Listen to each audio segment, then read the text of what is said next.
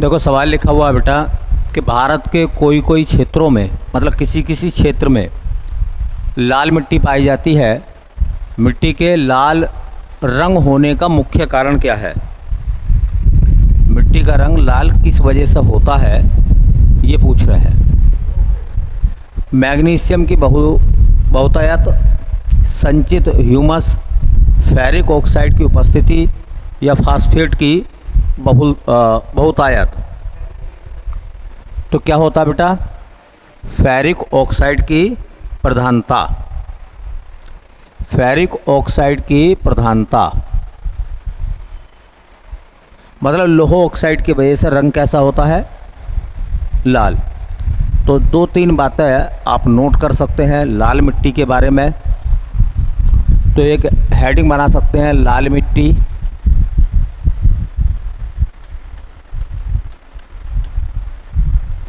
और इससे संबंधित दो चार बातें जो इम्पोर्टेंट हैं वो आप नोट कर सकते हैं लाल मिट्टी के बारे में। पहला देखिए, जो लाल मिट्टी है उसका एक अन्य नाम है, भाई रेड सोइल तो कहते ही हैं, और क्या कह सकते हैं? तो एक नाम और कहते हैं उसे कहते हैं, हाँ, मटासी मिट्टी। मटासी मिट्टी। तो लाल मिट्टी का एक नाम है मटासी मिट्टी। दूसरा सवाल बनेगा, लाल रंग का कारण क्या है? तो लाल रंग का कारण, इस मिट्टी का रंग लाल किस वजह से होता है, उसका कारण क्या है? तो फेरिक ऑक्साइड या लोह ऑक्साइड। फेरिक ऑक्साइड या लोह ऑक्साइड।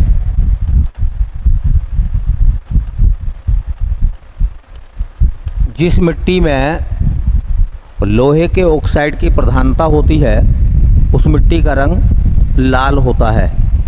आपने सुना होगा लाल रंग का कारण है लोह ऑक्साइड, और एक वो आएगा काले रंग का कारण। काला रंग जो बनता है वो लोह सल्फाइड की वजह से बनता है। तो लोह सल्फाइड के कारण रंग हो जाता है काला, और लोह ऑक्साइड के कारण रंग हो जाता है लाल। एक और इम्पोर्टेंट सवाल है, इसमें और कौन कौन से तत्व पाए जाते हैं? तो इस मिट्टी के प्रमुख तत्व,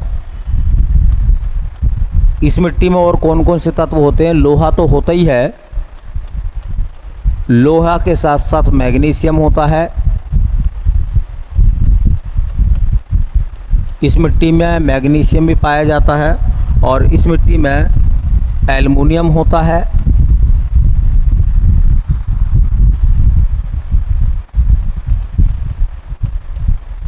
बताया जाता है इस मिट्टी में चूने की प्रधानता भी होती है।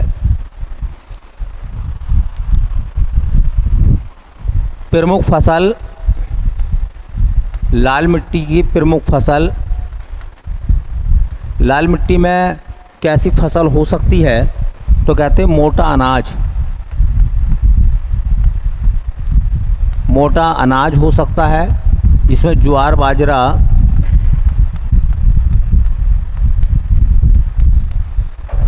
ज्वार बाजरा ये मुख्य रूप से है, प्रमुख है। ज्वार बाजरा हो सकता है, दाल हो सकती है, दालों की खेती। प्रमुख क्षेत्र भारत में मिट्टी कहाँ कहाँ पाई जाती है? तो प्रमुख क्षेत्रों में हमारा जो उत्तर प्रदेश है, उत्तर प्रदेश का बुंदेलखंड,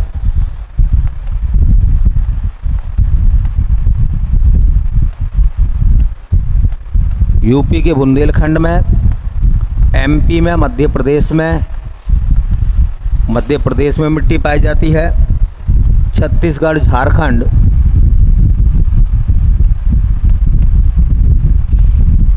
छत्तीसगढ़ में, झारखंड में, राजस्थान, महाराष्ट्र, आधी कर दो। अब देखो यहाँ से सवाल बड़े अच्छे हैं कि भाई लाल मिट्टी की बात करें तो उसको रेड सोइल कहते हैं अंग्रेजी में, और रेड सोइल के साथ साथ उसको मटासी मिट्टी भी कहते हैं। छत्तीसगढ़ में इसको मटासी मिट्टी भी बोला गया है। तो कभी बाई चांस सवाल आ जाता कि किसको मटासी मिट्टी कहा जाता है, तो फिर आंसर हो जाएगा उसका लाल मिट्टी। लाल रंग का कारण क्या है? लोह ऑक्साइड या फेरिक ऑक्साइड, और लोह सल्फाइड की वजह से रंग कैसा हो जाता बेटा? काला। लोहा भी होता है, एल्युमिनियम भी होता है, चूना भी होता है इस मिट्टी में। मुख्य रूप से खेती मोटे अनाज की होती है, ज्वार बाजरा की खेती, दालों की खेती होती है इसी में। ठीक है। उत्तर प्रदेश, मध्य प्रदेश, छत्तीसगढ़, झारखंड, महाराष्ट्र, राजस्थान, पश्चिमी बंगाल, मतलब भारत में छोटे छोटे सेगमेंट में, क्षेत्रों में ये मिट्टी कई जगह पाई जाती है। तो मालूम कर सकता है इस तरीके के सवाल आपसे। दो बातें ज़रूर याद रखो, लाल रंग का होने का कारण क्या है? लोह ऑक्साइड, और अगर काला रंग है किसी मिट्टी का तो लोह सल्फाइड। काली मिट्टी का रंग काला होता है लोह सल्फाइड की वजह से। ठीक है। चलिए अगला सवाल देखते हैं। क्वेश्चन नंबर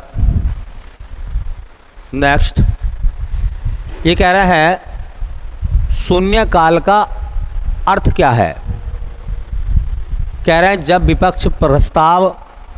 विपक्ष का प्रस्ताव मान लिया जाए, जब कोई अति महत्वपूर्ण विषय चर्चा के लिए उठाया जाए, सुबह और दोपहर के सत्र के मध्य का अंतराल, जब धन विधेयक लोकसभा में पेश किया जाए। अब सुबह और दोपहर का मध्य क्या हो गया भाई? शून्य काल तो आपने दोपहर का समय सुना होगा, 12 से 1 है। तो सुबह और दोपहर का मध्य क्या आएगा? 11 बजे, 10 बजे। अब यही सस्पेंस है ना इस सवाल के अंदर, नहीं है? और यही सस्पेंस रहेगा। और आपको पता है कि ऐसे सवाल धोखा देते हैं। देखिए, शून्य काल में जब कोई अति महत्वपूर्ण विषय चर्चा के लिए उठाया जाता है तो वो समय क्या कहलाता है? शून्य काल कहलाता है। वो समय क्या कहलाता है? 0 आवर कहलाता है। उसको हम शून्य काल कहते हैं। ठीक है। तो 2-4 बातें नोट करिए। शून्य काल,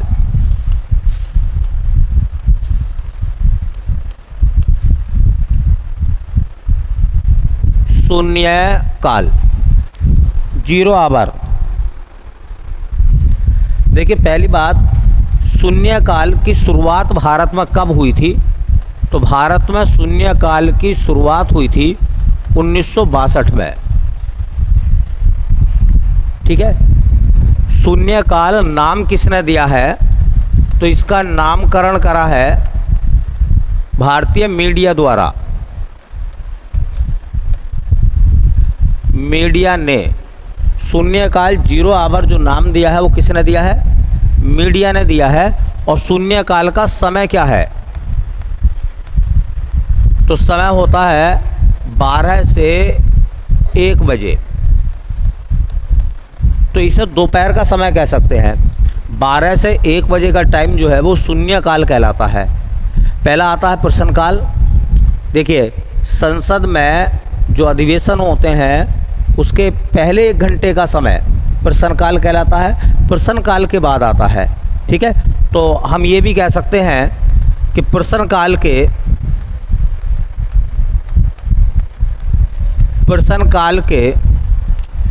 ठीक बाद 1 घंटे का समय, 1 घंटे का समय शून्य काल कहलाता है।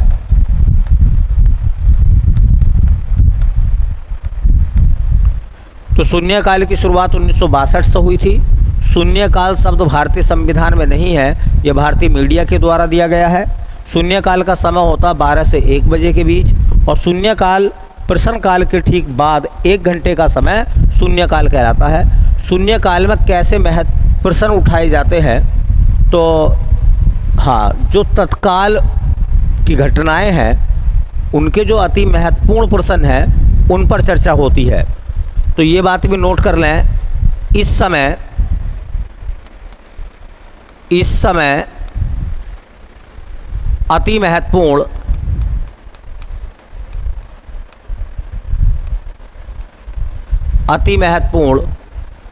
विषयों पर चर्चा होती है, या ऐसे विषय जो अति महत्वपूर्ण है वो उठाए जाते हैं चर्चा के लिए। तो शून्यकाल भारतीय संसद का हिस्सा तो है, लेकिन संविधान में उसका उल्लेख नहीं है। शून्यकाल की शुरुआत भारत में हुई थी 1962 से। शून्यकाल नाम किसने दिया है? तो मीडिया ने। शून्यकाल का समय पूछते हैं तो 12 से 1 के मध्य है। प्रश्नकाल के ठीक बाद का 1 घंटे का समय क्या कहलाता? शून्यकाल। 11 से 12 का समय जो प्रश्नकाल का है संसद में, और 12 से 1 का समय है शून्यकाल का। और शून्यकाल देखिए, प्रश्नकाल के ठीक बाद 1 घंटे का समय शून्यकाल कहलाता है। और इस समय जो संसद सदस्य हैं, मेंबर्स हैं, वो अति महत्वपूर्ण विषयों पर चर्चा करते हैं। अति महत्वपूर्ण विषय जो होते हैं उन पर चर्चा की जाती है, जो तत्काल होते हैं, करंट के मुद्दे होते हैं, उन पर चर्चा करते हैं। ठीक है, चलिए अगला सवाल देखते हैं क्या कह रहे हैं अगले सवाल में। अगले सवाल में कह रहे हैं कि यूएनओ ने 11 जुलाई को किस रूप में मनाने का निर्णय लिया है? सब जानते हैं 11 जुलाई किस रूप में मनाया जाता है। विश्व जनसंख्या दिवस, विश्व संचार दिवस, अंतर्राष्ट्रीय साक्षरता दिवस और विश्व स्वास्थ्य दिवस। 11 जुलाई को क्या मनाते हैं हम? विश्व जनसंख्या दिवस। विश्व जनसंख्या दिवस। तो देखिए कुछ दिवस हैं ये, जैसे विश्व जनसंख्या दिवस,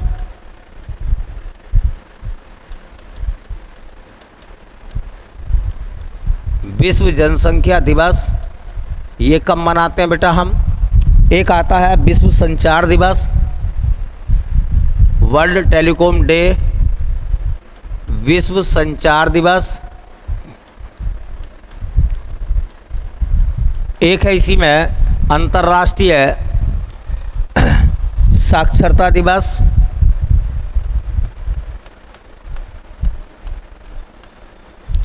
अंतर्राष्ट्रीय साक्षरता दिवस। और एक है बेटा इसके बाद विश्व स्वास्थ्य दिवस,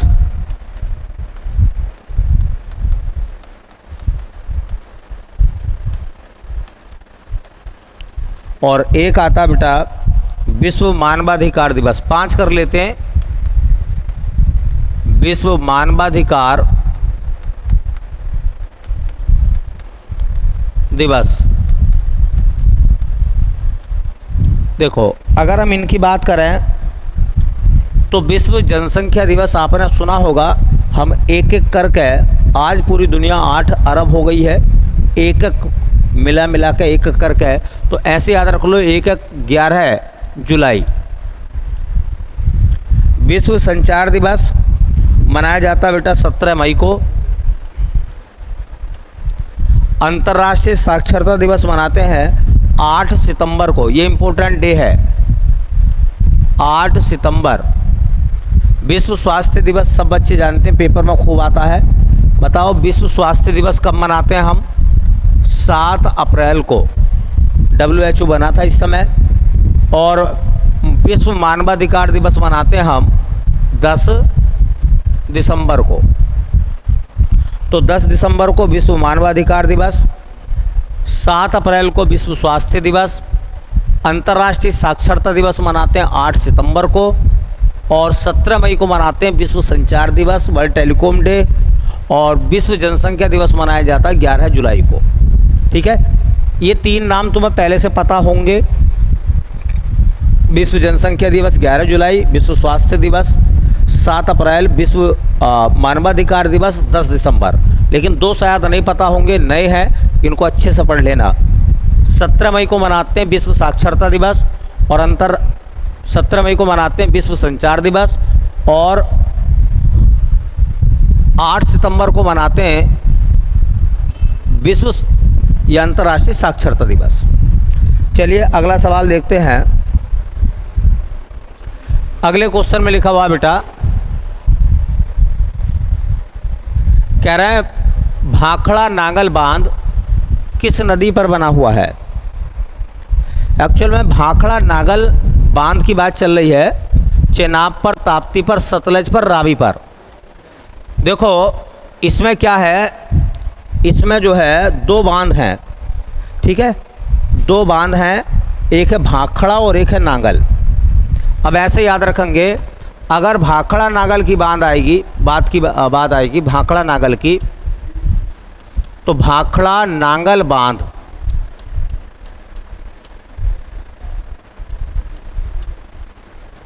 देखो मैं आपको दो बातें बताऊंगा। भाखड़ा नांगल बांध, अगर वो सवाल इस तरीके से बनाकर पूछता है, इनमें दो बांध हैं, ये दो बांध है। भाखड़ा बांध जो है वो हिमाचल प्रदेश में है, हिमाचल प्रदेश में, ये याद रखो। और नांगल जो है वो पंजाब में है। दोनों को मिलाकर भाखड़ा नांगल बांध कहते हैं हम। तो एक हिमाचल में है और एक कहाँ है, पंजाब में। ये जो भाखड़ा नांगल बांध है, अब इनकी बात करें तो ये बांध जिस नदी पर है उस नदी का नाम है सतलज।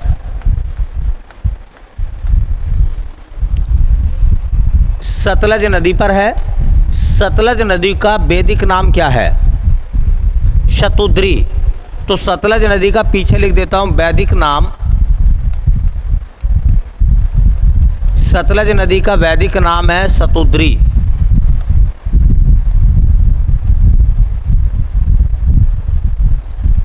शतुद्री। एक बात और याद रखना है, ये जो भाखड़ा नांगल बांध है, इसने काम करना कब से शुरू कर दिया था, तो 1963 से। 1948 में भाखड़ा नांगल बांध की नींव रखी गई थी और 1963 में इसने अपना काम करना शुरू कर दिया। तो नींव 1948 में रखी गई थी। आधारशिला जो स्टोन था, पहला पत्थर था, वो 1948 में रखा गया था। तो बस इतना याद रखो, भाखड़ा नांगल बांध सतलज नदी पर है, जिसमें दो बांध है। भाखड़ा बांध पूछेगा तो हिमाचल प्रदेश में, और नांगल पूछेगा तो वो पंजाब में। दोनों को मिलाकर भाखड़ा नांगल बोला जाता, ठीक है।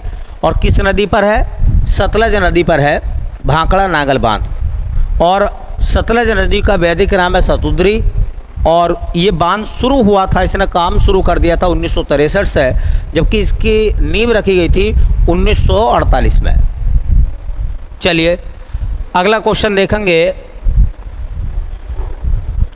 हाँ, अगले सवाल में कह रहे हैं कि सर्वाधिक वार्षिक वर्षा कहाँ होती है।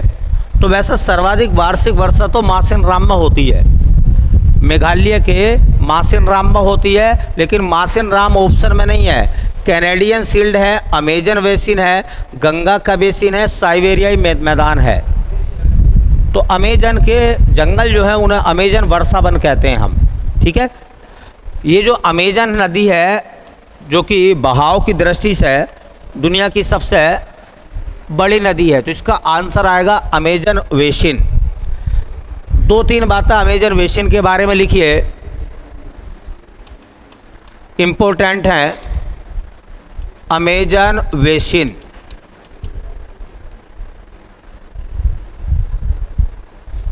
देखो पहली बात तो आपसे पूछेगा कि अमेजन बेसिन जो है वो किस महाद्वीप में है। अमेजन का बेसिन जो है वो किस महाद्वीप में है, तो दक्षिणी अमेरिका।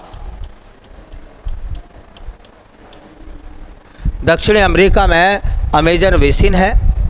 दूसरा सवाल याद रखो, अमेजन बेसिन किन किन देशों में विस्तृत है। तो ब्राज़ील का बहुत बड़ा हिस्सा इसी के अंतर्गत आता है। तो एक आएगा ब्राज़ील, बोलीविया, पेरू, ब्राज़ील है, बोलीविया है, पेरू है, इक्वेडोर है, कोलंबिया है, इक्वेडोर है, कोलंबिया है, ऐसे ही नाम आता है, हाँ, गुयाना, सूरीनाम,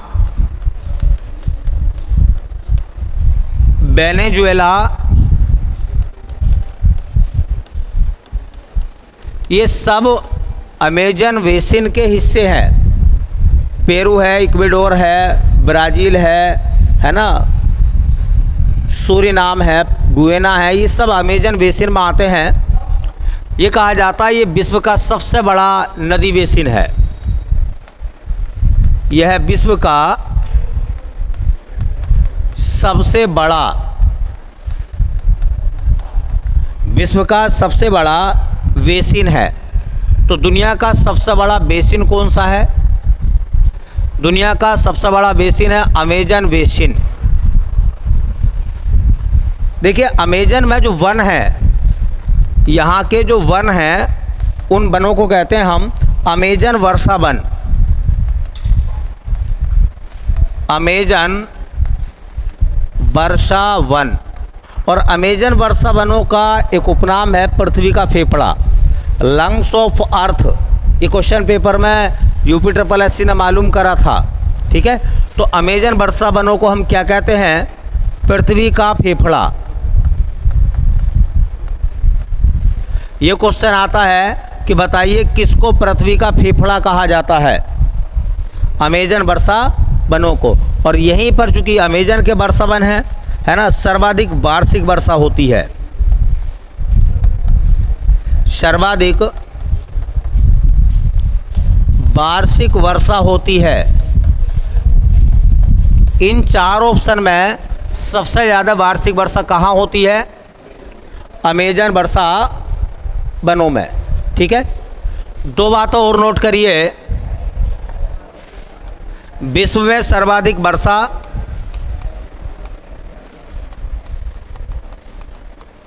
अगर ये पूछेगा सर्वाधिक वर्षा, तो वो होती है मासिन राम। और ये मासिन राम मेघालय में है। मेघों का घर मेघालय है, अर्थात भारत में। एक सवाल और अच्छे से याद रखना, बहाव की दृष्टि से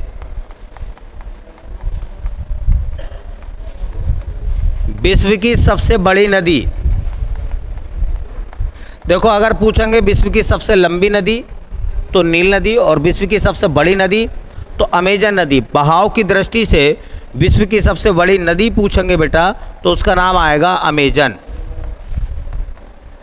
ये दो बातें और नोट कर लो, इम्पोर्टेंट है, पेपर में अक्सर ये बातें पूछी जाती है, ठीक है। चलिए बाकी जो है देखते हैं फिर।